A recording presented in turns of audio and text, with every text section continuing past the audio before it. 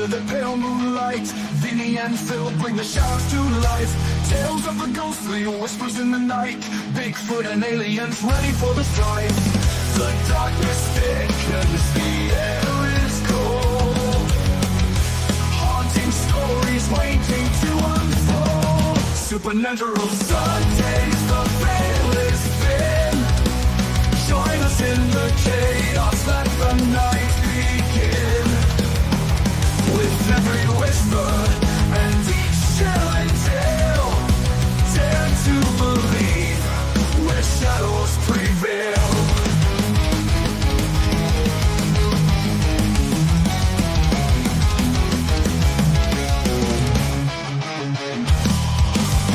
EVPs echo through the haunted trees. Demons lurk as the chill hits with ease. But the caps rolling with guests to amaze. Cryptids and spirits were lost in the haze. Northmen in the foliage, watch your back. Dogmen prowling, ready to attack. Supernatural Sundays, the veil is thin. Join us in the chaos, let the night begin. With every whisper and each chilling tale, dare to believe where shadows prevail.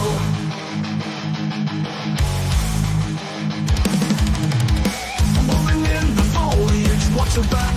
Thunder prowling, ready to attack.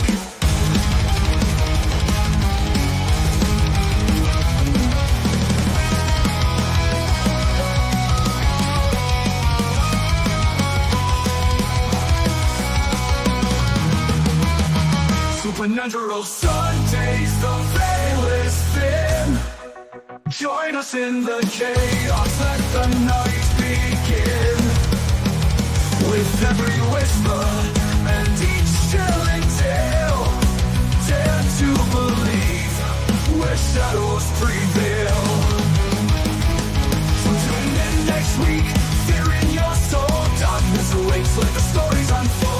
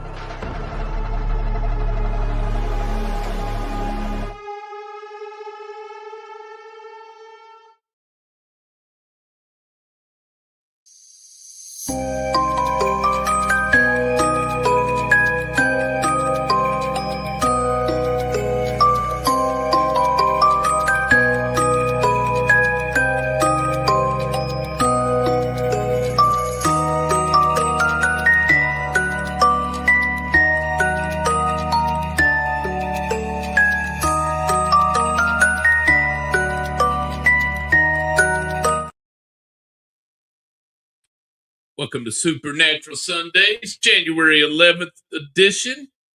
How's everybody doing? 2026 is upon us. We are here. Hope everybody's getting ready to have a good year. Made it through corned beef, cabbage, and black-eyed peas last week. I don't know what your tradition is, but that's kind of what we do every year. It's supposed to bring good luck. With the black-eyed peas, the cabbage is supposed to mean like money. Whatever your tradition is. Hope everybody's going to have a good year. Everybody back to work after the holidays. Come on. A lot of stuff going on this year. A lot of the, what I call them pay to play locations some of these highly active, um, very famous for being haunted type places they're opening up their schedules, and some of the more popular ones are already filling up pretty quick. I know if you want to get into Waverly Hills, do a private investigation this year. There's only maybe 2 or 3 openings left. They're like filling up fast up there. Bell Witch just announced their schedule for public hunts. Um, Quite a few new locations open up this year. I saw a couple in Ohio, Missouri, a couple new Illinois locations. So that's kind of right up our alley. We're here centrally located Kentucky, so uh, that's a that's a good deal for us. We don't have to drive 7 hours somewhere. So getting a weird message, something about bending spoons. What that's all about? Gonna kill that. Anyway, got a few new things this week. Got a couple new cryptids. Um, got a few new paranormal videos to discuss this week. We were going to go do a live, but it's it's miserable out there right now. It was blowing 35 mile an hour today and 30 degrees out there. And that's just not conducive for EVPs. When the wind's blowing like that, you can't get good recordings, and it kills your batteries too when it's that cold. We'll go out in the cold if we think it's highly active, but if we're trying to get EVPs, there's 2 times a year you don't want to go out and then try to get EVPs, and when the winds are real bad, or in the middle of summer, sometimes the frogs and the bugs get so loud they'll drown out your EVPs. Well, let's see here. Let's get into the news this week. We got all kind of new stuff, new videos to pursue this week.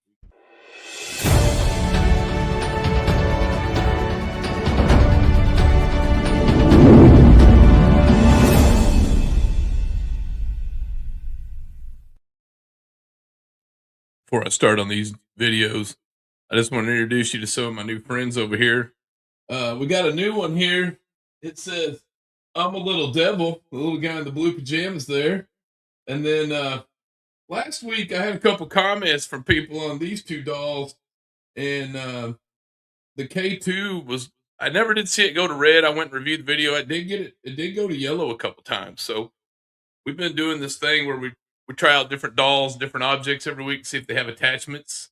Because people are freaked out about dolls, little clowns, little dolls, stuffed animals, all kind of stuff. They believe that spirits or different entities can attach themselves to objects. So we've been doing a thing every week. We'll put them on here live. Put a cat ball just to show you cat balls are active. I did that. If you move it, it blinks. So if it blinks and nobody moves it, then we believe it could be possibly paranormal. Our little friend here, she's got one. I brought these 2 dolls back out from last week just because we think there might have been some activity with them. And this new guy, I picked him up over Christmas. The little devil there. He's got a little devil in pajamas on his little bib there. Thought he was just the cutest thing. So we'll see if they have any activity. Are you guys gonna do anything tonight? You gonna, for the folks at home, you gonna jump off the chair there or do a dance? Or I'm here to tell you. Sometimes I've heard these dolls can jump off of stuff, like they'll become active or poltergeist activity or something. They'll just jump right off of there. So hoping we'll get a jumper tonight, but if not, I may have a video of one jumping. Not mine, but there's some crazy stuff out there. I want to start off with some UFO stuff. I don't know if you guys remembered earlier last year, we had the Miami Mall incident down in Miami where they thought they were seeing some kind of aliens. And a lot of that stuff was hush hush. We get very limited evidence coming out of there. Some of the police reports, pretty crazy. People were seeing stuff. And I got an update. I got a little bit of evidence. It's not much, but we'll pull this up and see what you think. The Miami Mall encounter happened when chaos broke out at the Bayside, marketplace on New Year's 2024, causing the largest police response in Miami history. The official story is that it was all caused by teens in the area. However, eyewitnesses came forward claiming it was caused by a 10-foot shadow alien or dimensional being incursion. Many believe this creature was even caught on camera in this footage of the incident. Yet, no official body cam or mall surveillance footage has ever been released to confirm the official story of the chaos, leading many to believe there may be some truth to the alien encounter.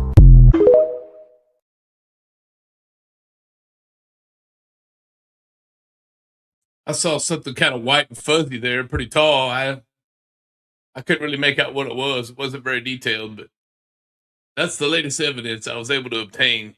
If anybody has any other better evidence, please send it in. We'll critique it here. Uh, then this one comes out of Africa, and apparently the Africans have been seeing aliens for a long time. They've been having interactions, so I wasn't aware of that. If anybody's from Africa, my one friend, he's married to a lady from Africa, but she's from Malawi, and they're back down in Texas. But I did meet a lady last week from I think she was from her dad was from Congo and her mom was from Tanzania. Anyway, interesting. I'll have to talk to her next week, see if she's ever had any encounters. But this is right out of Africa, folks. So check it out.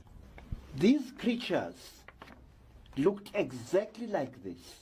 They are the type of alien creature that has been known and feared throughout Africa for generations. This creature is about 3 feet tall. It looks for all the world like a child who is on the last stages of dying of malnutrition. It looks exactly like this, and it has a strange smell, which once you smell it, you shall never forget it. This creature is known by the Zulu-speaking people of South Africa as a mantindane. The word mantindane comes from the verb ntinda, which means to abuse, to fiddle with, and to torture by interfering with the victim's genitals and other private parts. Zulu warriors used to wear a strange cup-like device over their private parts under their loinskins. The Zulus were so afraid of having their semen stolen by the Mantindane that they found this type of inconvenience acceptable, rather than that they should face the trauma of having things done to them by these beings.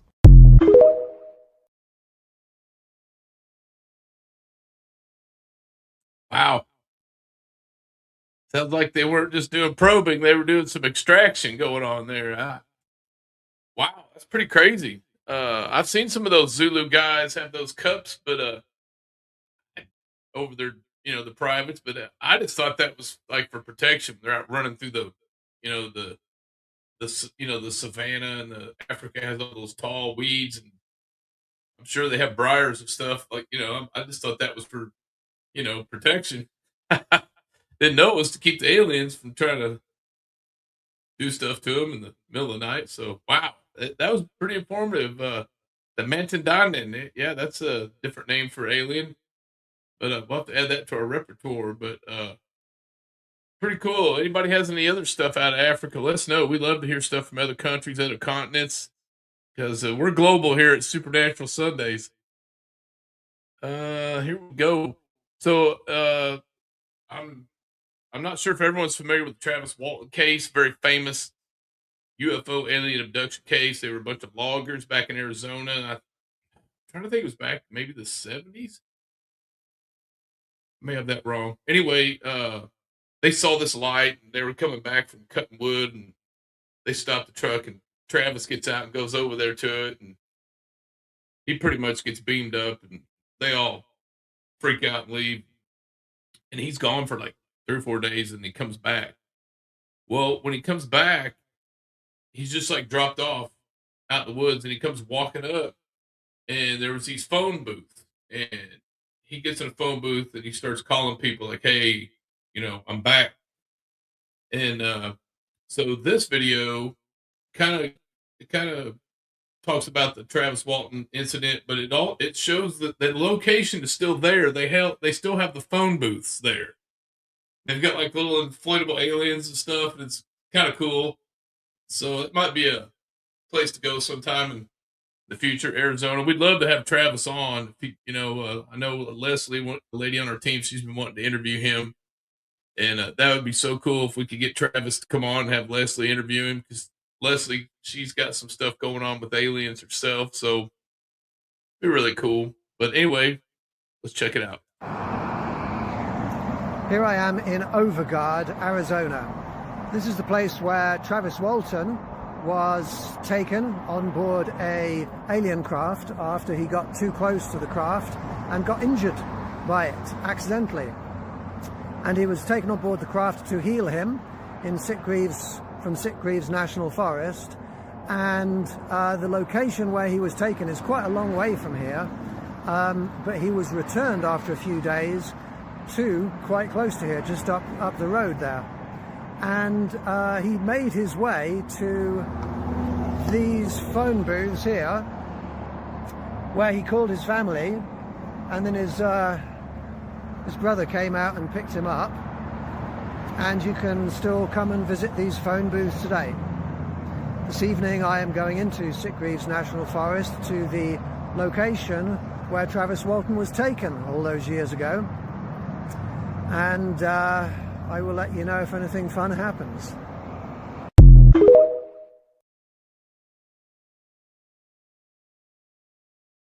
That was awesome. That's pretty cool how they got the phone booths, got the alien in there and everything. So it sounds like the locals are still kind of embellishing that story. I know the guys on his team had to they had underwent lie detector tests, several of them, and they all passed. So it's a very famous story of an abduction that happened. And what's crazy is they were all eyewitnesses. It wasn't like your typical abduction story where a guy goes under hypnosis and through regressive analysis talks about, "Hey, this happened to me like 5 years ago in my sleep. They came and got me." This particular case had witnesses. They saw it happen. They saw him get taken. So it's pretty cool. We had some guys out fishing, and they caught a creature.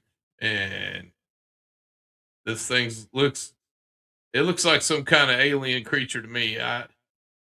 It's definitely not a fish. Questions are being raised tonight after a commercial fisherman working off the Pacific Northwest coast captured brief footage of something in his net that experts say does not match any known marine species. The incident occurred during night trolling several miles offshore in open water west of Oregon. As the crew began hauling in the net, they noticed unusual movement inside, and one crew member began recording. The video lasts less than 10 seconds. It shows a pale human-shaped figure briefly tangled in the net, not thrashing, but moving with apparent intention. An upper torso is visible. Arms can be seen gripping the mesh, pulling against it. Crew members can be heard reacting in confusion. Then the figure twists, forces itself free, and drops back into the water. The splash is noticeably smaller than expected for its size. Afterward, the crew found the net torn from the inside, with rope markings consistent with grasping rather than contact with an animal. Caught in the mesh was a single scale-like fragment, described as rigid and reflective, unlike fish, shark, or marine mammal material. The fragment was collected and sent to Oregon State University's College of Earth, Ocean, and Atmospheric Sciences for testing. University officials have confirmed receipt. No results have been released. Authorities are referring to the incident only as unidentified marine life. The fisherman disagrees. He says the most unsettling part was not how it moved. It was the moment it stopped and appeared to look back at him. The fisherman has not returned to sea. The footage was briefly shared, then removed. The final words heard on the clip are, "That's not something we're supposed to be catching."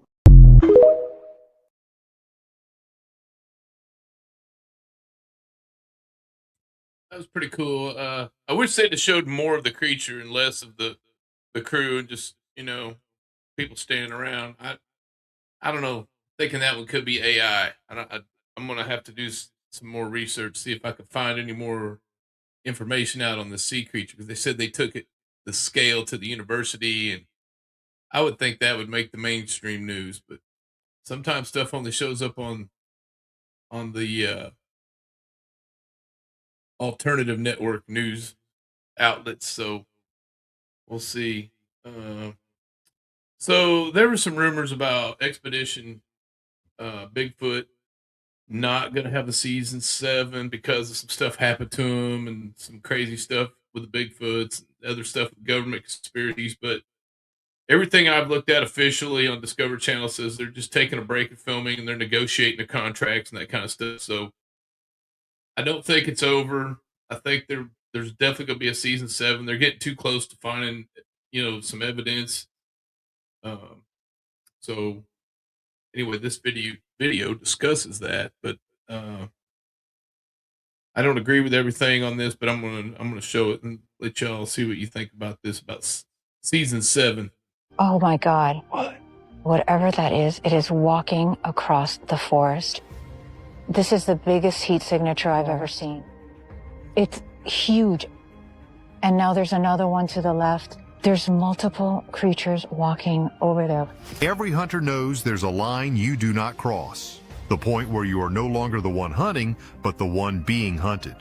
For the Expedition Bigfoot team, they crossed that line deep in the Alaskan wilderness. During the filming of their 7th season, a series of increasingly aggressive events culminated in a terrifying incident that left them fleeing for their lives. The encounter was so violent and so intelligent that it led to the immediate and permanent cancellation of the show. The hunt for Bigfoot is over, not because they failed to find something, but because what they found was too real. Where legends go to hide. The world is full of wild, remote places, but few are as vast and unforgiving as the Tongass National Forest in southeastern Alaska. You see, this isn't just a forest, it's a colossal expanse of nearly 17 million acres, a labyrinth of ancient trees, impenetrable fog, and jagged snow-capped peaks. It's the largest temperate rainforest on the entire planet. What many overlooked is that vast... Well, I don't think their show's over. Thinking that's fake news, but anyway, interesting. Some good content there. But I really think for everything I've read, they're just taking a break because it's a lot. People are away from their families. Some of them have other jobs, and they got to you're out in the middle of nowhere, and you got to have security out there, people watching out for bears and different stuff, and you got a whole production team out running around in the dark of the woods. So looking forward to season 7. Here's a little fun little video for you. Check this out. He's done captured him a mode of transportation here. Oh my, that's a moose, and there's something on it. I'm getting this. Look at the size of that thing. That's not a man. It's sitting right on it like a saddle. Holy smokes. Bigfoot riding a moose. Nobody's gonna believe it.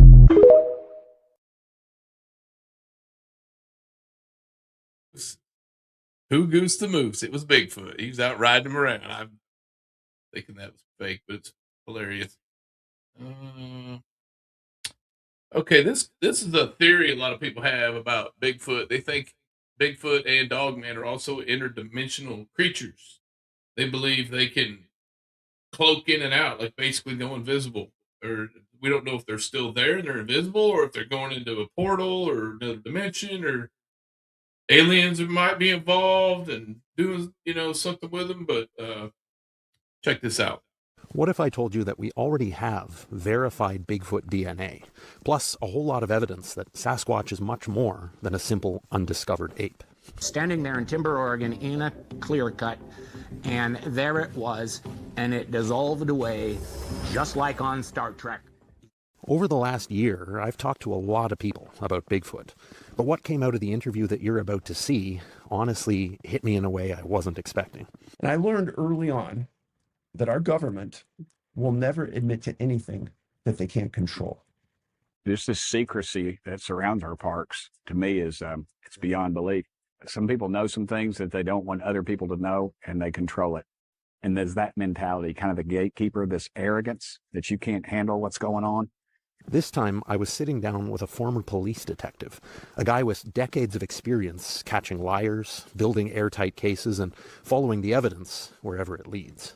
And I watched and listened to him calmly lay out what the data actually says about Sasquatch. All of the maternal side were the same, and they showed it coming back 12 to 15,000 years to the Middle East. The fraternal side didn't exist in GenBank, the world receptacle for DNA. David Politis doesn't waste words. He doesn't ramble or pointlessly speculate. He just walks through the facts, the DNA work that's already been done, why certain samples were quietly pushed aside, why the best physical evidence always seems to vanish from public view, and the patterns he's seen across thousands of cases that almost no one knows about. Then he explains in simple terms what convinced him that Sasquatch isn't just a myth, and it certainly isn't just an undiscovered ape. Out over to our left off this slight hillside, here come these tracks in a straight line, about a 5 foot.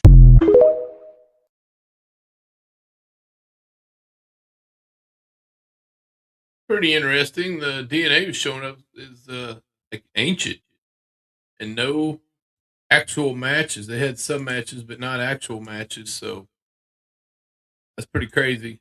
I've talked to some actual observers that had a dogman encounter, and they said it was running alongside their truck. And they said next thing they know, they looked down and its legs was like going invisible, and then it just kind of went into this ring of light, and it just like disappeared, just like you see on a dang TV show or something. So maybe there's something to that cloaking or going invisible. Here's another Bigfoot. He's going for a ride. This is live action Bigfoot. He's riding a bucking buck, not a bronc, a bucking buck. Here we go.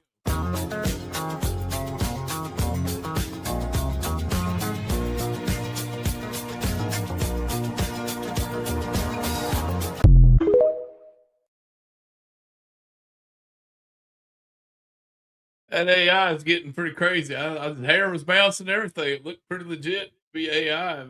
They're getting better and better with that AI. Okay, this here kind of goes back to the whole Bigfoot alien thing. Whole nother theory on it. I thought this was kind of interesting. See what y'all think. Bigfoot Alien Footage California 2026.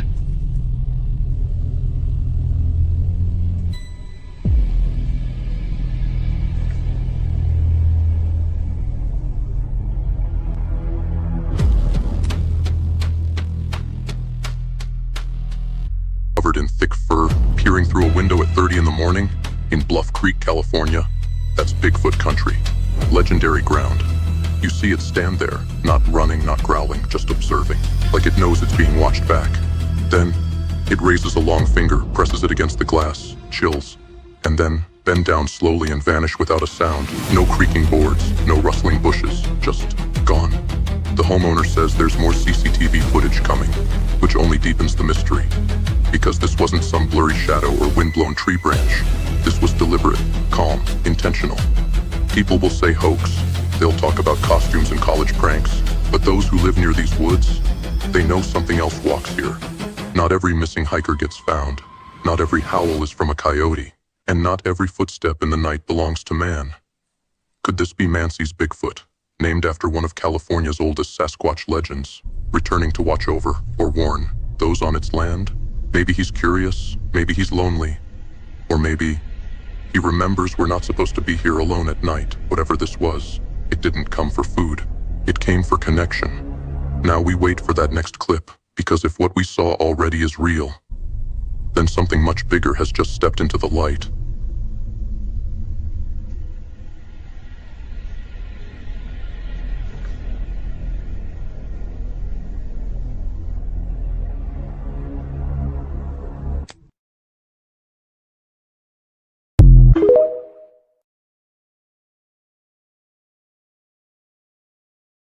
That finger was pretty cool. And I thought it was a snake at first, but either that's a mask or that Bigfoot had Botox. Come on, his facial features didn't move at all. He's like his teeth were like he was just stuck. His facial features were just like frozen. Like,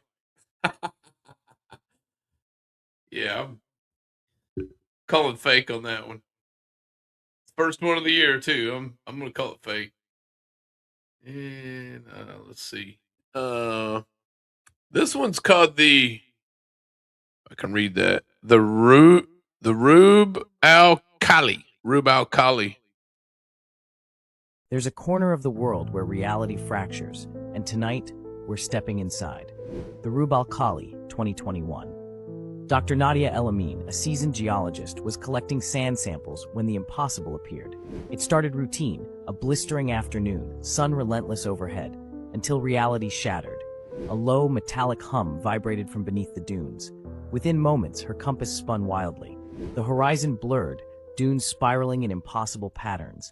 The air thickened, every breath tinged with ozone. I watched the sun rise, set, and rise again in minutes, Nadia recalls, her voice trembling.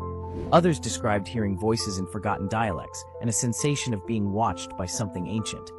Officials dismissed it as a mirage, extreme heat, dehydration, but the evidence screamed otherwise, a GPS log showing her standing in 5 locations at once.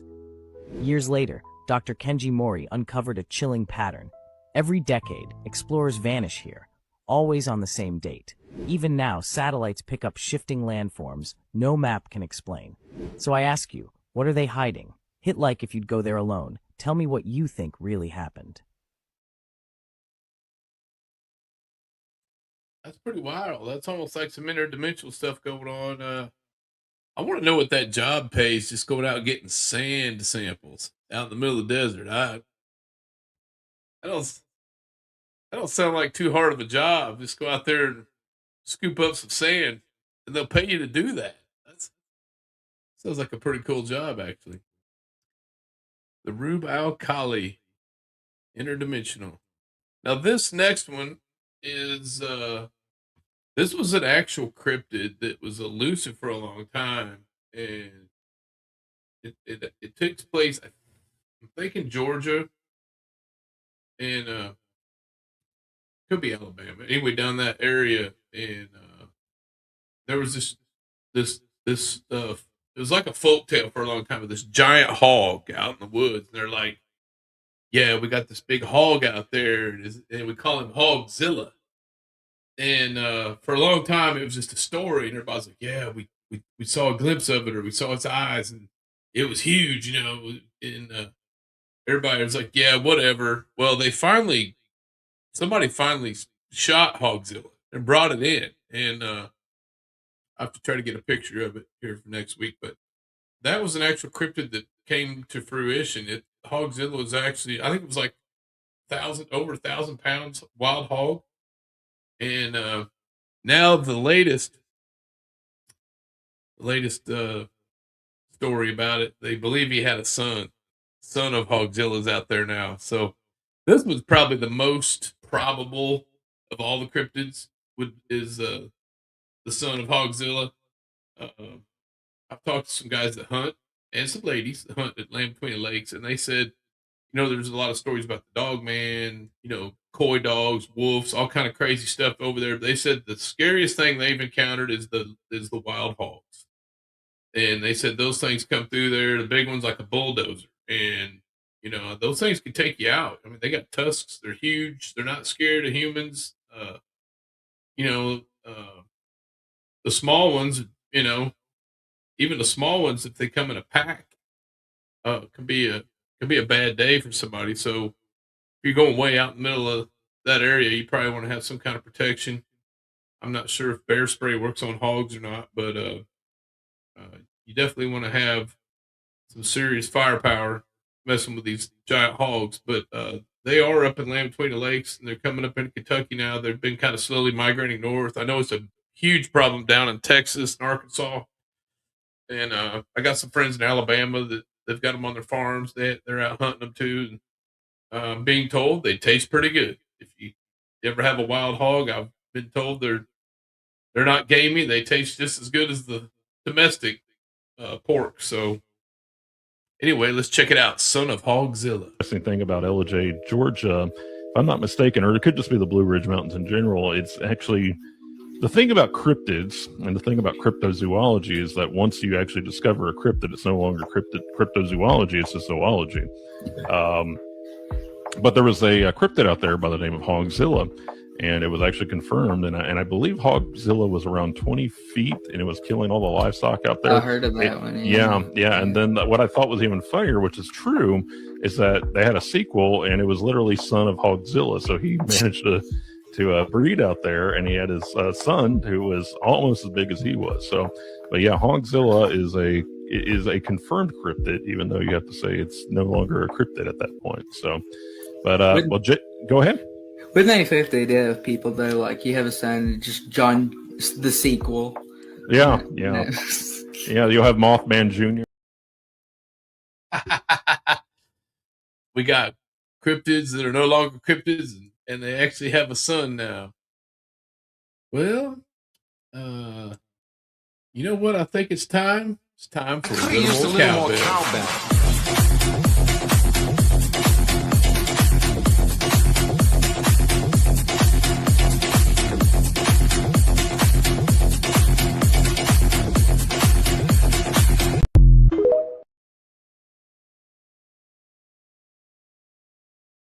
Shout out to Christopher Walken for the Saturday Night Live skit with "We need more cowbell." Come on. We've got a paranormal device, our paranormal paramoo, and we've got a cowbell on there. We got more cowbell. So if anything rings that cowbell, we know it's got a lot of energy. So we're hoping someday we'll get the cowbell to go off. Have a lot of fun with that.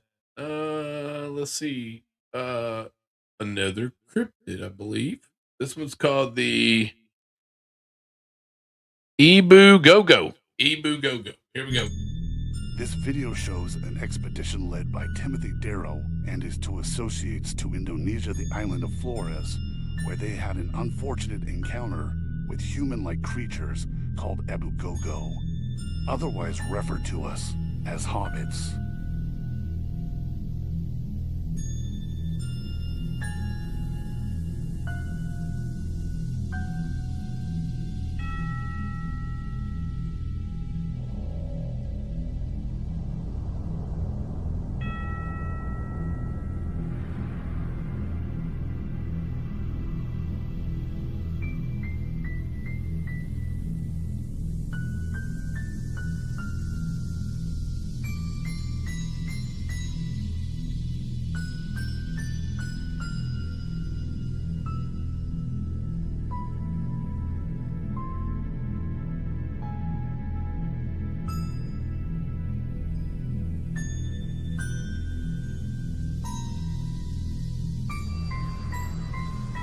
Was charged with murder for killing his associates.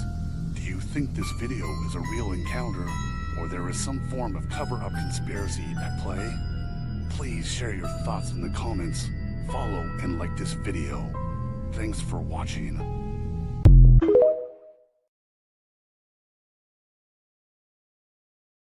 They may want to rename that island from the island of Flores to the island of Frodo. They're having little hobbits, like Bilbo Baggins. Come on. I don't know. I couldn't tell if those were like, natives or monkeys or what those were. Excuse me. Okay. Let's see here. That was the Ebo Go-Go. I thought it was Ebu. It's Ebu Go-Go. Got another Bigfoot sighting here for you.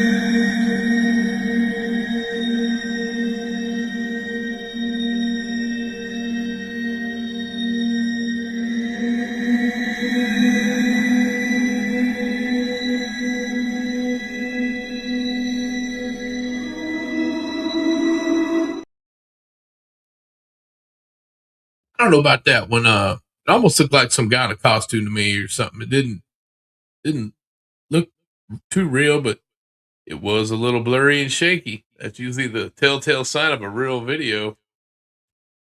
I don't know.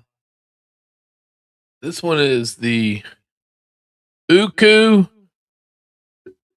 Munu. Uku Munu. Who knew? What if Bigfoot had glowing red eyes and screamed like a banshee? Locals call it the Ukumar, a towering ape-like beast stalking the Andes. It's said to snatch livestock and vanish in the mist. But here's the twist. It's said to walk on 2 feet and have human-like footprints. So, is it a lost species or something far stranger? And get this, miners say that it mimics human speech. People still report sightings today. Share this video with someone you want to scare. Okay, so when Jane Goodall was still alive, she was communicating with some tribes down in South America. And she put the word out. And she let all the tribes know she was looking for a monkey that walks upright with no tail. That's how she explained it to the tribal people.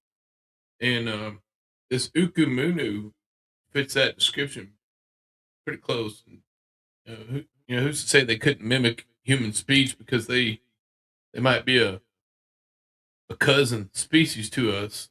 So I wouldn't say that was too far fetched. The Ukumunu, very plausible. And Jane Goodall did get a report back a couple months later, and they said they did see a monkey walking around on 2 legs with no tail. So I'm hoping the Expedition Bigfoot maybe will go down there, or a different expedition. Maybe we'll go try to get some evidence of the Ukumunu. Okay, this next we're gonna slide over to the paranormal side. This was like a home camera, like people have those home security cameras, like the Waze cameras, whatever, and it was inside their house, and they weren't home, and they picked this up, and it's kind of compelling. I don't know, it's almost too clear and too loud for me to think it's an EVP. I think it could be fake or somebody left TV on it, something, but it's pretty interesting. But they're saying this is a real EVP, but I've got some serious doubts on this one.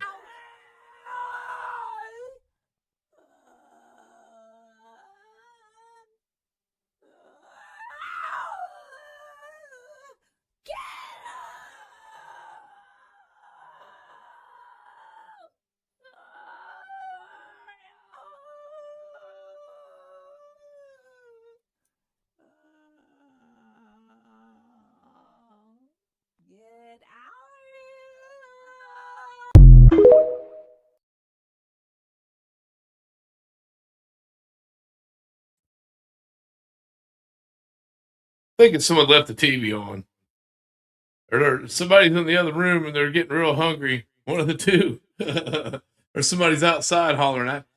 I don't think that was real EVP. It just went on too long. And it was too clear, and I mean, from my experience and other teams' experience that I've dealt with, I've never seen an EVP that clear, like full on disembodied voice going on that long and that clear. So I'll call it fake. I'm just gonna call it fake. And this guy, I think he's out of like around the Knoxville area, and he puts out a lot of content. I like his content, and he's got like 10 rules when you're doing paranormal investigating, but for some reason it cuts off at rule 7. But we'll go through the 7 that he did get on here, and see what you guys think. Some of these they're probably safe rules to go by, but I'm sure we could go out and test all of the rules at once. I know there's one guy goes out in the woods and he whistles and he screams and looks for skinwalkers and stuff. And as far as I know, I haven't seen him come up with any kind of video, but he has had stuff running around his tent out in the middle of nowhere, which is kind of creepy. Yeah, because there's not supposed to be people out there. So, but here's some rules to go by. This little kind of little guidelines. You must follow in the paranormal world, because when you break them, there's no going back. Number 1, never, for any reason, play with a Ouija board.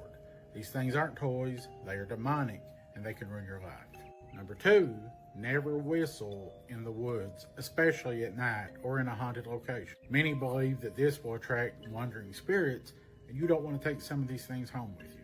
Number 3, never place 2 mirrors facing each other. This is believed to create a vortex or a portal, and what might come through, you don't want to see. Number 4, never knock 3 times at 3 a.m. 3 a.m. is the witching hour, and that's when demonic forces are most active, and they do things in 3 to mock the Holy Trinity. And if you do it, you're just asking for bad news. And number 5, as silly as it may seem, don't do Bloody Mary. The same one you did as a kid when you would go into a bathroom, turn off the lights, stand in front of the mirror. Don't do that. Not because Bloody Mary is real or she's going to take you through the mirror, but it does attract every demon within earshot. They just need an inch and they will take a mile. Don't do it. Number 6, many people believe that you never go to a cemetery around 3 a.m. Again, the witching hour. These places are paranormal hotspots and nothing good's going to happen. Number 7, never. Well, we lost him at number 7. So I guess if you go out in the woods with 2 mirrors, say Bloody Mary, bang on a tree 3 times, whistle while you're playing with the Ouija board, all hell's going to break loose.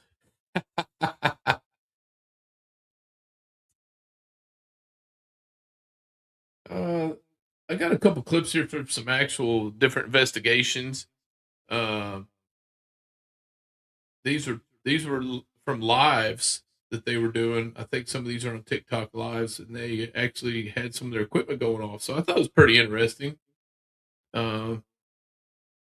I didn't see anything that was setting off the equipment. Like, you want to make sure your cell phone's not on, or put it in your back pocket, or keep it away from your equipment. Turn it in airplane mode is the best way. Don't have your Apple Watch or smartwatch anywhere around your equipment. That can set it off. Stay away from Wi-Fi, electrical panels, that kind of thing. Could set off your equipment. So let's see what. Oh, the other thing I've had happen is get around the interstate. You get the truckers, the CB radios will set your stuff off too. You'll think a ghost is talking to you, and it's just some Swift driver heading down the road. Come on. All right, here you go. Check out this devices going off. Can you make that device go off again? Thank you. Okay. Okay. Okay. No way. It is the REM pod, cat ball, and bell. That is amazing. All simultaneously. And then Full grabs. And then it just stops. Dude, this looks like Poltergeist the movie, bro. I've never seen that REM pod. All 3 at the same exact time.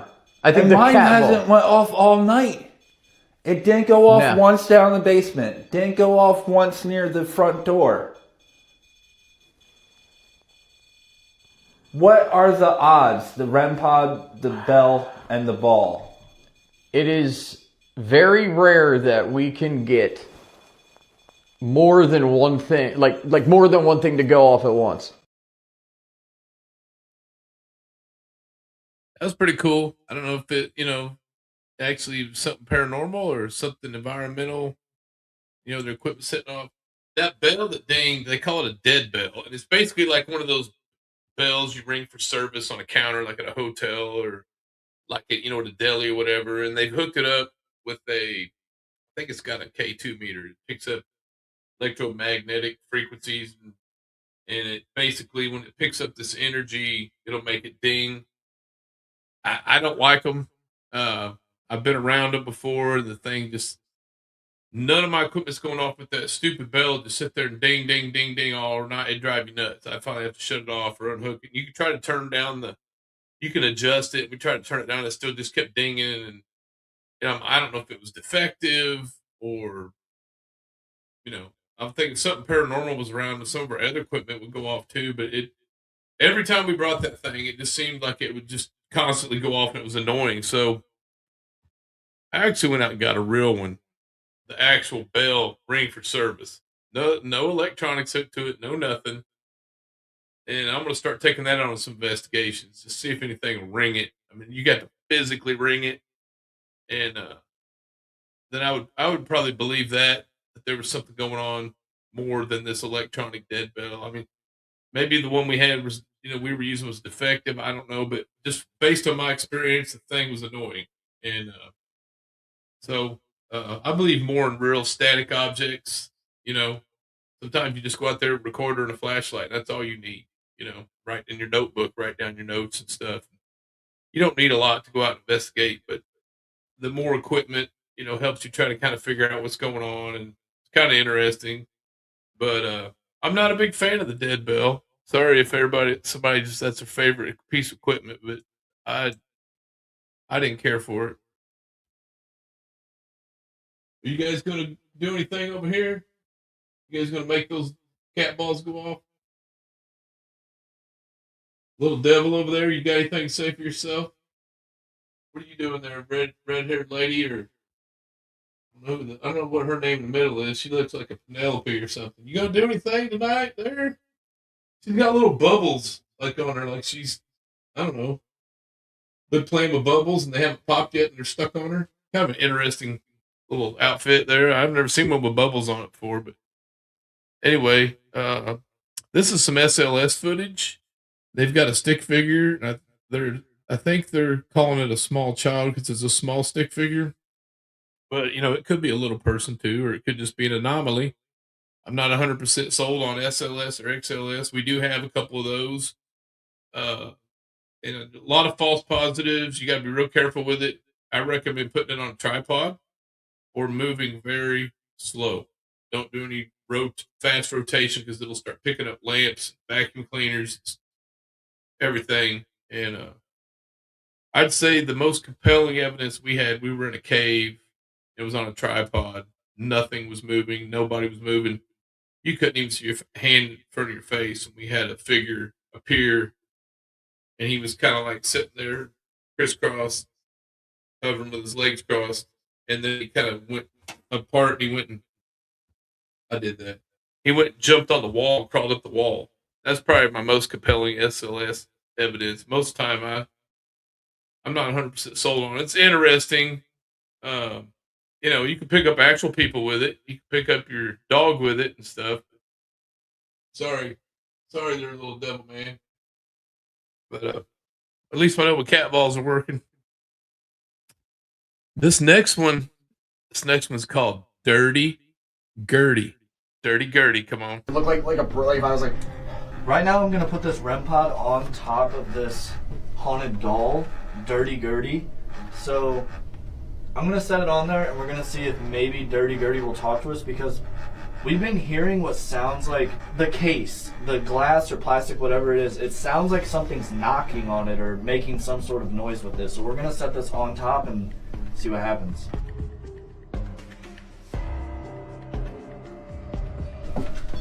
Oh fuck, dude!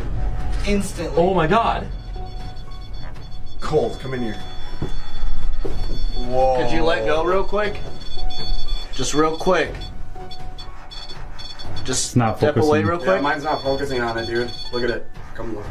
Thank you for letting go. You think you could tap that? I literally was about to say, do you think you could tap that one more time if you want to have a conversation? Could you let... Touch that if you don't want to talk to us. Oh, fuck. Okay. That was pretty cool. I think they need to put Dirty Gertie and Annabelle next to each other and let them communicate and see what kind of energy comes out. Dirty Gertie was in a case too. They're just like the Annabelle, and anything giving off that kind of energy, you got to give it some respect because you don't know what you're dealing with in that kind of situation. This is an interesting story here. So, they think since little kids aren't that far away from the other side because they've been born and they just came from the other side, and they think they're closer to the paranormal just because once they get older, they kind of outgrow it. But little kids and dogs have been known to see things, experience paranormal things that we as adults can't see. I don't know if it's because when you get older, that part of your brain, changes, tunes them out, whatever, your skull. I don't know. Anyway, this is a pretty cool one. This little toddler, she wants to tell her mom about her new friend.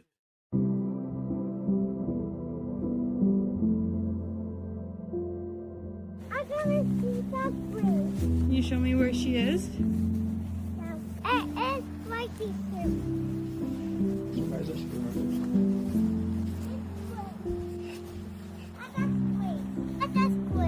Oh. Who's this dad? Yeah. Yeah. That's Grace. Yeah. Was she a baby? Yeah. Bye, Grace.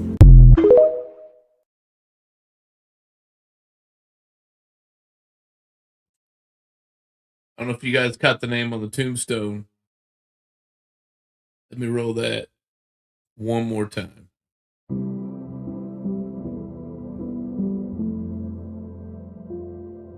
I gotta see that Grace. Can you show me where she is?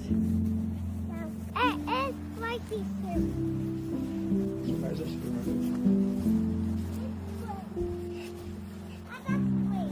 That's Grace. Oh. Who's this dad? Yeah. Yeah. That's Grace. Yeah. Was she a baby? Yeah. Bye, Grace.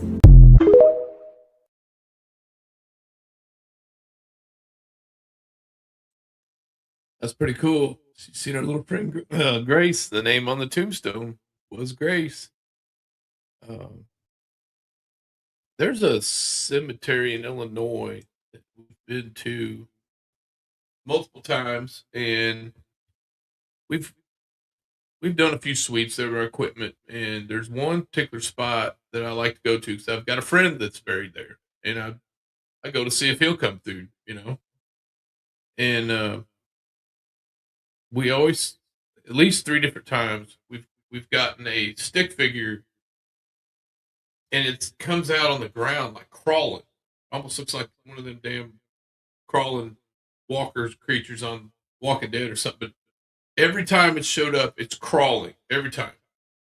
And I was like, well, that's pretty weird, And I thought it was my buddy, or because one time on one of our equipment, we thought it said "Hi Phil," and we thought, well, maybe that's him, or maybe it's a coincidence. We don't know. But this one stick figure keeps crawling every time, but it looks like it's coming out close to his spot, but kind of next to it. I said, who's buried next to him? It's like, we don't know. So went over there. It was a little baby, and he'd only lived like maybe a day.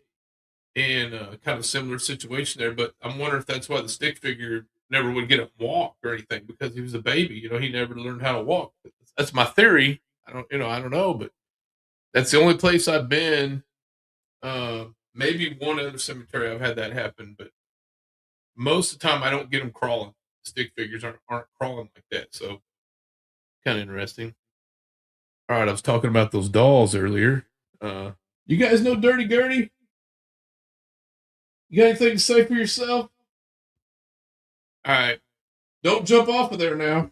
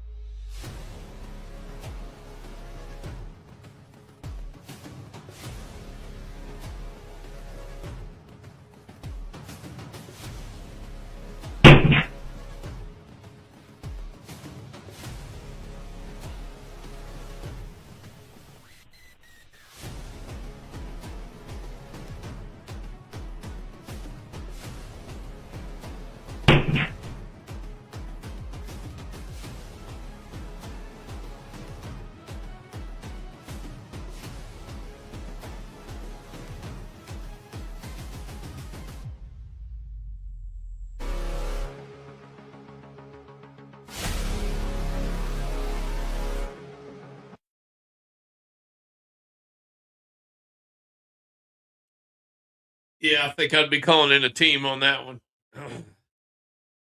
Unless that was faked. That was pretty wild. Somebody had to take a lot of energy to make them dolls jump off there like that. You guys aren't going to jump off there, are you? You guys know Dirty Gertie? I thought that was pretty cool. Well, I like to stick with themes. Here we go. Hey guys, it's Heather. We had something crazy happen in the shop and I thought I'd share it with you guys. Now, we've had this doll for a couple of months, and the owner told us he was experiencing the doll moving. We've never experienced that. We have put her in our display window. She's been there for months. She's never moved until today.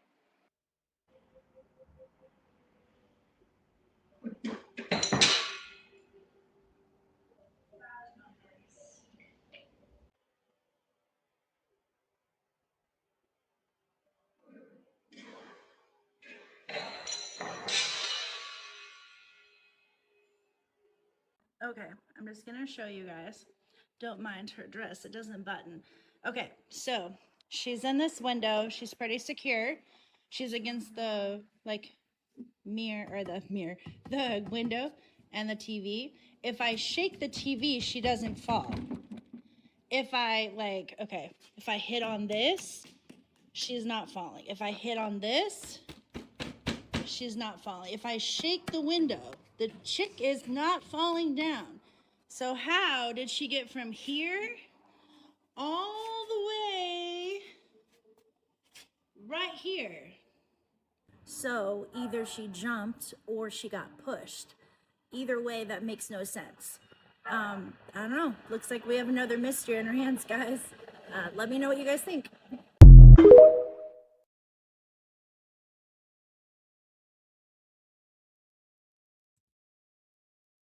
I don't know. A freak wind gust came through and blew her off of there. That's, I've seen stuff stay put for months, and then you get some weird storm coming through one day with some high winds and a big gust, and weird stuff happens. So plausible, or it could be something paranormal going on there.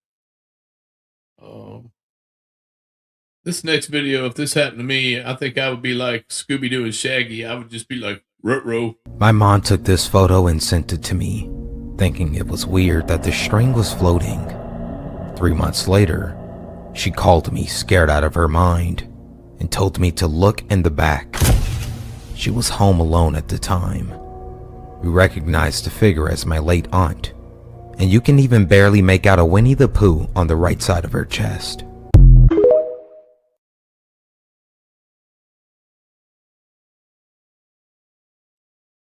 It's kind of interesting. You'll see, I've heard of different people seeing apparitions and they're wearing period clothing, or they're wearing, you can make out different details on their clothing.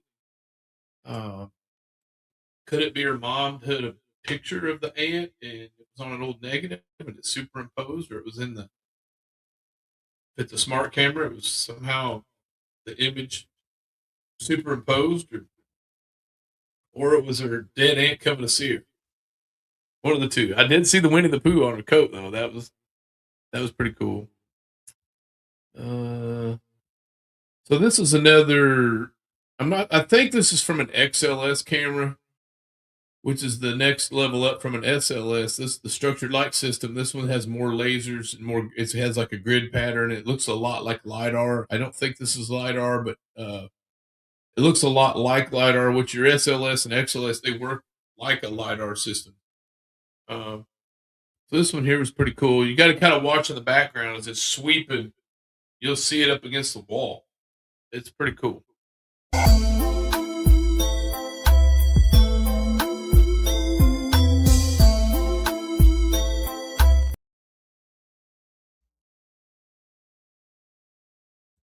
That was pretty quick. I'm gonna roll that again, just so folks back home can see that again. It looks like a girl or a lady in a dress standing there against the wall, kind of.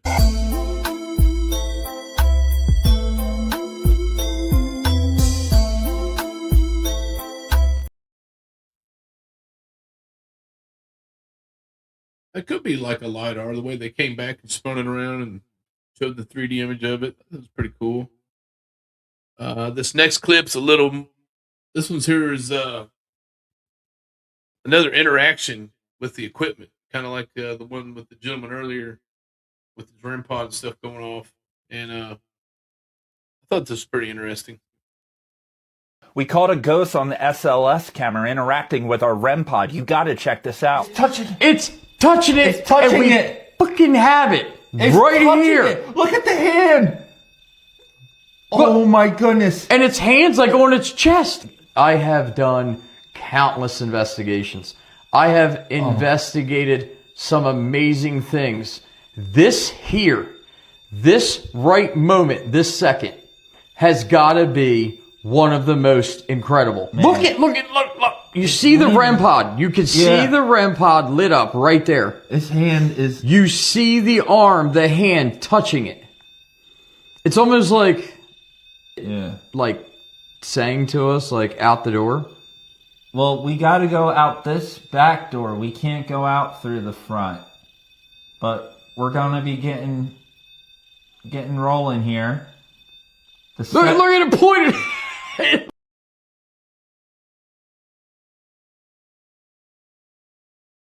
Kind of compelling. I would have liked to see the depth camera image a little bigger, but on an SLS system, it's got an actual video camera, and sometimes it's hard to see because it doesn't have IR on it. So if there's no good lighting, it's just going to be black. But you can see the video camera, you see the stick figure, and he's reaching down. But the depth camera, if you see the depth camera and you don't see a solid person there and you just see the stick figure, then you know it's okay. It could be something paranormal, but normally on the depth camera, you'll see the solid part of the person because the depth camera picks it up. I couldn't make that out on that one, but if you're ever looking at an SLS video and you're wondering if it could be paranormal or not, always look at that depth camera on the side with all the different colors because those colors mean different depths. The further away it is from you, it'll be a different color. The closer it is, it'll be a different color. So I couldn't really see it really well. So that was pretty compelling. Okay, so I don't know if anybody is familiar with forensics. I'd love to talk to a coroner or an undertaker to see if you've had any kind of paranormal experiences dealing with the folks who've passed away. But there's a farm down by Knoxville called the Body Farm. And if you donate your body to science, sometimes they'll take your body and they'll leave it out on this farm, call it the Body Farm, because they put bodies out there. So sometimes they'll just leave you out there, laying out there on the ground, or they will put you in a vehicle or a shallow grave, and they're studying decomposition to see after so many days, hours, weeks, what happens with your body, with the insects and the state of decomposition. And they use that information for forensics to go in, like when they discover a body, they're like, okay, how long's the body been laying there? They're trying to figure out if they were, if they died, natural causes, if they were murdered, whatever. And it helps the detectives figure out time of death, that kind of thing. I just wondered if that area might be a little paranormal, paranormally active, since there's all these, bodies getting left out there. Here we go. The Body Farm. There is a place in the United States where human bodies are left outside to rot on purpose, and it's completely legal. On the grounds of the University of Tennessee in Knoxville, hidden behind fences and out of public view, is a research facility known as the Body Farm. Here, real human bodies are placed in real-world conditions. Some are left in the open air, some are buried in shallow graves, some are submerged in water, others are sealed inside vehicles. Not as punishment, not as a display, but to decay. Scientists here study exactly how the human body breaks down over time, how insects arrive, how weather accelerates decomposition, how bones shift, how long death leaves evidence behind. Every detail matters, because what they learn at this facility is used in real criminal investigations, to estimate time of death, to locate remains, to understand what happened when evidence is incomplete. Without this research, countless cold cases would still have no answers. Every body here was donated. Every decision was voluntary. But the question this place leaves behind is unsettling. Would you donate your body to science, knowing it would be left to decay in the open? This is Shadow Frame, where shadows speak. Pretty interesting. You could almost say it's body desecration, where they're not given a proper burial, or not respecting the body, basically with a formal funeral type tradition or anything. But if you don't have any family or anything like that, you want to donate your body to science. They're well aware of the decision they made, and that's what could happen to their body. So this next one, I'm going to call the Spectral Woman. This is another case of something showing up on a security camera, and I'm going to call her the Spectral Woman. The motion sensor pings at 1:53 a.m. on a Birmingham construction site. The guard opens the CCTV still and freezes. A pale figure in what looks like a wedding dress glides past stacks of materials cradling something close to her chest. Security sweep the entire area. No footprints, no trespassers. What could this have been? A lot of the different sightings have been reported of ladies that are usually wearing a dress. So if that was her favorite piece of clothing, just like the lady in the Winnie the Pooh jacket, I mean, if they're still wearing their favorite outfit and after death, that's how their image they want to portray of themselves, or that's their favorite image of themselves. So not sure how all that works, or why you see somebody wearing.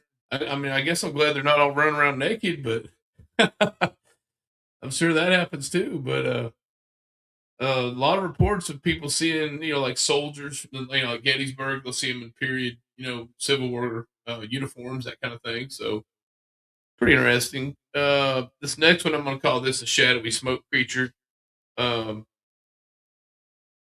Sometimes you'll see something that's like a shadow, and it'll look like a person wearing a hat, clothing, whatever, or you might see a mist or something fly by. And then there's this other type, which is I think what she's seeing. It almost looks like it's kind of made. It looks like it's made of smoke, but the way the smoke acts, it almost looks like fabric that's been cut with little points of fabric coming out, and they're just kind of flopping around, kind of billowy. And this thing will just be fluttering around, and sometimes it's just there, and then other times they're interactive. Like you can go, hey, and it'll look at you, and then it takes off, that kind of thing. So that goes into the whole thing. Is it residual? Is it intelligent haunting? Or is it something supernatural, otherworldly coming here, to check on us, coming here to, is it an omen? Some people think when they see something like that, it's the angel of death coming to see you the day, before the next day you're gone, that kind of thing. So let's check it out. The shadowy smoke creature, entity, whatever. So I'm going to tell y'all a story about something I saw when my grandfather was dying. He was on hospice at home. At the point that this happened, it was the day before he died. He had been non-responsive for a while. It was 3 o'clock in the morning. Me, my oldest daughter, who was 20 at the time, and our cousin, who was also 20, were up in the living room talking.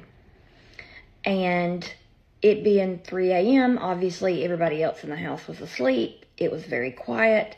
And out of nowhere, I had this feeling that I needed to go and check on my grandfather. And every second that I didn't get up and go, that thought would get louder and louder and louder in my head, to where it was like, you need to go now, now, now. So finally I got up and took off. And when I did, my daughter hopped up too. And she said, where are you going? And I said, I'm going to check Papa. So we go down the hall to his bedroom. Now, in my grandparents' house, my grandfather's bedroom, the furnace runs up behind the wall. of his bedroom. So that room is always extremely hot. It's much hotter than the rest of the house. So when I opened his bedroom door, I expected it to be pretty warm. Well, the air that rushed out when I pushed the door open was like 10 or 15 degrees colder than the hallway. And that was already odd. Well, I went to look towards his hospice bed, and there was something standing there, like leaned over his head. It looked to be about 6 foot tall, but instead of being shaped like a person, it was like wiggly. I don't really know how to describe it. And it was all black, like a shadow, but you could see through it. But when it would move, you could see the shadows move like body parts. So when I saw it, I went, and when I did, where it was like leaned over his head, where its head would have been, went and turned towards me. And it disappeared. Well, as soon as it disappeared, the temperature went back up. And I'm standing there frozen in shock. And then I realized my daughter was standing right behind me. Now, all I had said was, but when I turned around, my daughter looked absolutely terrified. And she looked at me and she said, "Mom, what the fuck was that?" So we both saw it. And we spent weeks trying to figure out what that was, because my grandfather died the next day. His death was very peaceful despite that, but there was something off about this thing. And about 3 months after this, my grandmother also got deathly ill. And my daughter had come home from college to stay with her. And the second night she was home at 3 a.m., my daughter texted me and said, "Mom, that thing is back. It is standing in the hallway."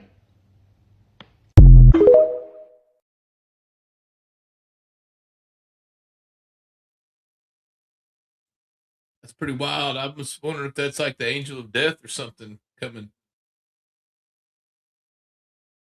I don't know if you've seen anything like that. It's pretty crazy. We do have our if anybody wants to call in, we do have a call-in number. We do like to take live callers. If there's anybody out there got a story or want to call in, we also we're available on Facebook, YouTube. I need to put up our email too at some point. So this is in a hotel. They're investigating and they're getting some action with their cat balls. It's kind of interesting. Here we go. Oh shit. Can you touch that ball again, Molly? Whoa. And that's the other one. The other ball. That's weird. Can you touch the REM pod? The red device? Show 'em what it Do this. Can you do that? It's right next to the ball. It won't hurt you, it just lights up. Huh. Whoa. You don't think my cat balls are broken, right? I mean, it went off on command. That was pretty weird. Okay, if you're still here, can you turn on one of these bulbs? Is that all if that's all you're able to do, then fine. That's fine and dandy. Could you turn on one of the bulbs again? Shit. Oh Jesus. Okay. So All right. really is someone here. Can we create a system? Well, they're both going off. Okay, So okay. that ball. That ball, the ball you just turned on. That's Yes. yes. That ball is no. Okay, so the ball lit up right now is yes. What There's the? really someone here. Hello. That is wait. That's really fucking Not weird. expecting to talk through cat balls. So the one, right? That's yes. Yes, that's yes. Can you show me no? Can you show me a no? That one's no. Show me a no. The other one. Did you hear that? Yeah. What the f is that? Could you show me a no, please? Light up the other one. No, they're just too excited to start answering questions. What the fuck? That was not the elevator. The elevator's not going off right now. That was a bang on the wall. That was, okay. Wait, can you do that again? Can you bang on the wall?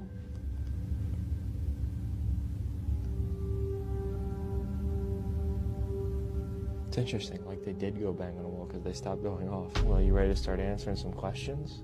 Are you Molly? No, I No. didn't think you were. That's the funny part. Are you the thing that pretends to be the little girl? Don't lie. If you are, don't lie. Oh, okay. Sorry. Maybe, I like wait, you. maybe we just figured out the trick to answer, to getting demons to answer.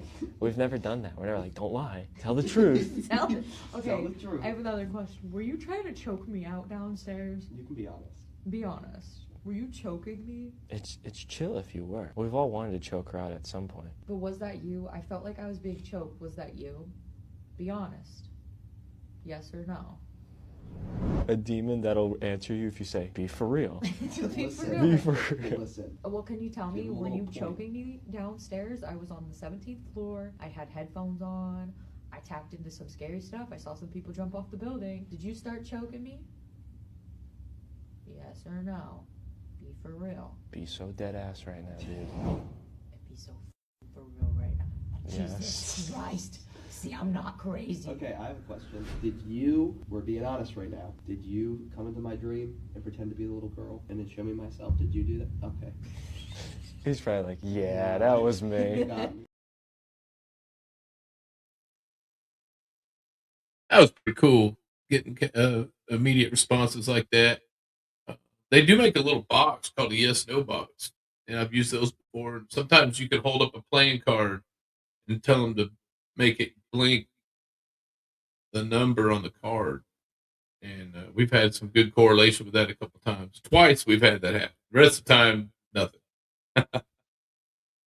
All right, this is the time in the podcast where I like to mess with people, and it's one of those videos where you stare at it and you have a kind of a freaky experience where you get kind of hypnotized, and I kind of enjoy these, so I'm hoping you guys at home will like it too. So here we go. Check this out. Don't blink. I'm going to hypnotize you. Stare deep into the illusion at the center of your screen. Try not to blink, but if you have to, it's okay. The longer you focus on the center, the stronger the effect. In a moment, I'll ask you to look around, at your hands, the walls, the ceiling, and everything will start moving. Now listen closely and follow my instructions. You need to double-tap the screen right now for it to work. Keep staring at the center, and you'll begin to see shapes forming inside the illusion. Soon, I'll count down from 5 to 1, and when I reach 1, everything around you will start moving. All I ask is that you hit the subscribe button for more crazy illusions like this. Also, don't forget to turn on notifications by clicking the bell on my channel page. The first person to comment on my next illusion video will get a surprise. Let's do this. 5, 4, 3, 2, 1. Is everything moving? Let me know by double-tapping the screen and turning on notifications for the next mind-bending illusion. I kind of seen stuff kind of expanding. It's kind of cool. Didn't even have to drink a beer or anything for that. Here's another one. This one's called Expand Your Universe. Let yourself be drawn into a mesmerizing illusion. Focus your attention on the expanding rings at the center of your screen and resist the urge to blink. In just a moment, I will ask you to look around and witness everything gradually move away from you. Initially, I was doubtful about the authenticity of this sensation, but I can attest that it's an experience that must be felt firsthand. While we wait for a few more seconds, feel free to double-tap the screen and share with a friend, which is optional, but can intensify your experience. Now let's begin the countdown from 5 to 1, and as we reach the final beat, watch everything start to move away from you. As we count down 5, feel the anticipation build. 4, keep your eyes focused, unblinking. 3, the rings might seem to pulsate now. 2, get ready for the shift. 1, Now, look away from the screen. Suddenly, the room around you appears to be gently expanding, walls stretching outwards, objects slowly drifting apart. It's as if the universe itself is enlarging.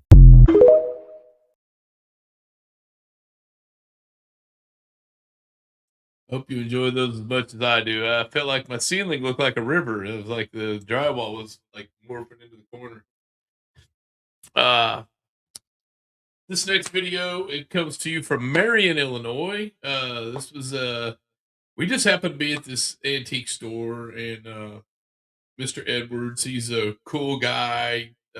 Highly recommend if you're looking for an antique, if you're looking for some jewelry, something specific, if you're looking to do some trading with some coins, some bullion, any of that kind of stuff. Cool guy. He'll work with you. He'll deal with you. He also just happens to be sitting on part of the old tunnel system in Benton, Illinois. In Benton, there's an old courthouse, and then it goes down to the old jail.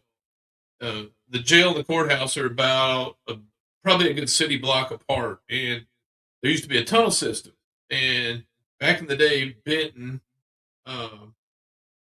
was the county seat, and they had the Southern Illinois gang, which was known as the Shelton gang, and they were a rival gang to the Al Capone's gang up in Chicago. So sometimes Al Capone's boys would come down, they'd have a shootout, whatever. And then the Shelton gang also dealt with a gang out of St. Louis. They were partners. They would go over, meet up at like over at Okawville at the Mineral Spring Hotel. They go down there and have a mineral bath.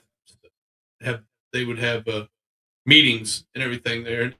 There was another gang up around Peoria, Illinois, that they were operating for a while, but I don't know if these two got together and kind of forced them out. But the Shelton gang, their chief enforcer, his name was Charlie Berger, and they kind of called him like a Robin Hood character because he did sometimes take stuff and give it to the poor, and he would help poor families and that kind of thing. But all that aside, he was an enforcer, and he was going to get hung for all his crimes. He was the last public hanging in Illinois, and they called him Smiling Charlie Berger, and he was smiling all the way to the end before they put the hood over him. And I think my grandpa was there when that happened. It's pretty crazy. But this tunnel under Edwards' store, there's still part of the tunnel there. A lot of it's filled in, but they used to take the inmates from the jail back and forth to the courthouse through this tunnel system, because if they tried to take them above ground, it was so dangerous with Al Capone and their gangs and everybody feuding that it wasn't nothing for a Model A to come around the corner with the guys shooting their Tommy guns, and it wasn't safe for the officers or the inmates. So they would transport them through this tunnel. So this store, he knew I do investigations, so he actually let us go down and look at part of the tunnel. I don't think there's any sound on this video, but the beginning of it, we actually get a stick in his store by a desk, and then he takes me around to I think another table or something that was part of the same estate that came in, and we actually go back later to that same spot, and nothing came up. So and then he'll take us down to the basement to see part of the tunnel. I'm just kind of explaining what you're going to see because there's no sound. So without further ado, let's check out Mr. Edwards' Antique Store. There's the stick figure right there standing on the I think it's a desk. And he's got his puppies running around there too.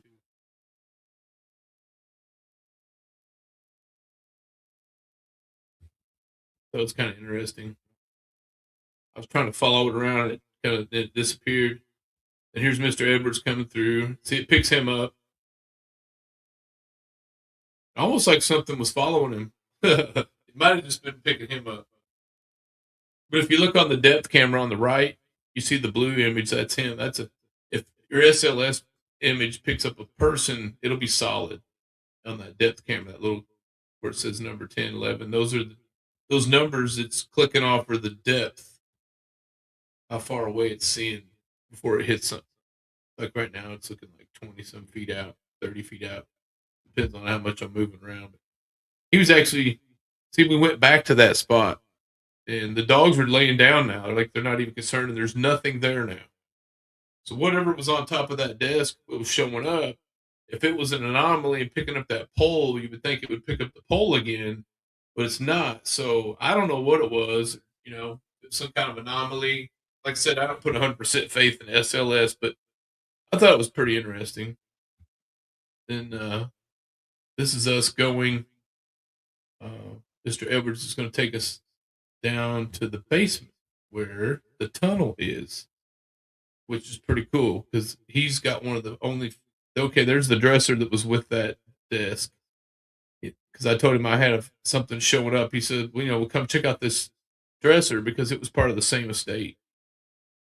But maybe whatever was attached to the desk didn't really care much wouldn't have nothing to do with the dresser. You can see the actual people when they come into the depth, they get closer to blue. Now she's kind of gray. See, and she just waved her hands and moved and made a stick image of her, the lady that works there. And then the lady in blue, that's Cammy. She's waving her hand, trying to show on what it looks like on the camera. Now Mr. Edwards is going to take us down to the basement.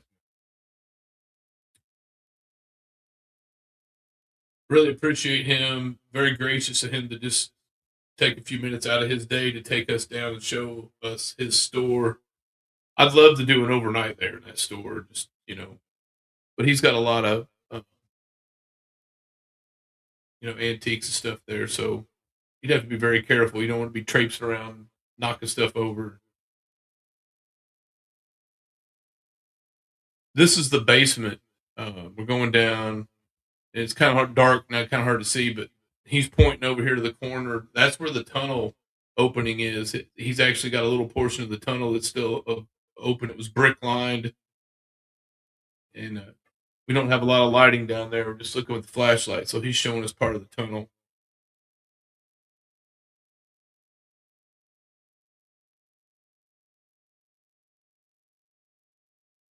Not really getting anything there, but that's what happens a lot on investigations. You get a whole lot of evidence. You're looking at evidence, and you don't always get anything. I do have another video, if I could find it, that goes with this that does have sound. I had a camera on myself too, like a body cam.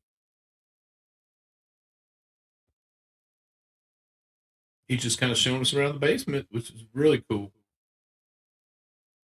I was hoping the tunnel would still go through to the courthouse. That would be pretty cool. They're just making a stick figure of him. If you look on the video camera in the center of the screen, you can see actual live video footage, and then in the corner, the colored map on the upper right-hand part of the screen, that's making your depth. The laser sensors go out and bounce off, and whatever they're bouncing off of, that's why you get the different colors. Each color represents a different distance away from the viewpoint. I think that's about it. We didn't have nothing else on that one. And then I'm going to leave this with you. This is going to be a recap of 2025, a little thing TikTok put together for me. And this is goodbye to 2025 and a little remembrance of some of the places we went. With that, the 2025 season comes to an end. Good night.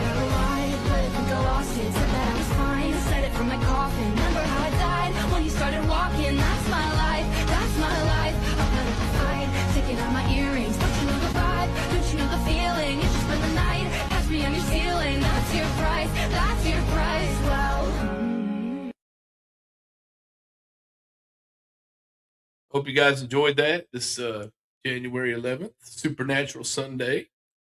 And that's about all I got for this week. Leave you some interesting stuff to talk about, think about. Like I said, anybody has any paranormal stuff going on, cryptids, they want to give us a call, there's our number. Like I said, you can send us a message on Facebook or YouTube. And appreciate y'all tuning in. And y'all have a good week. Come on.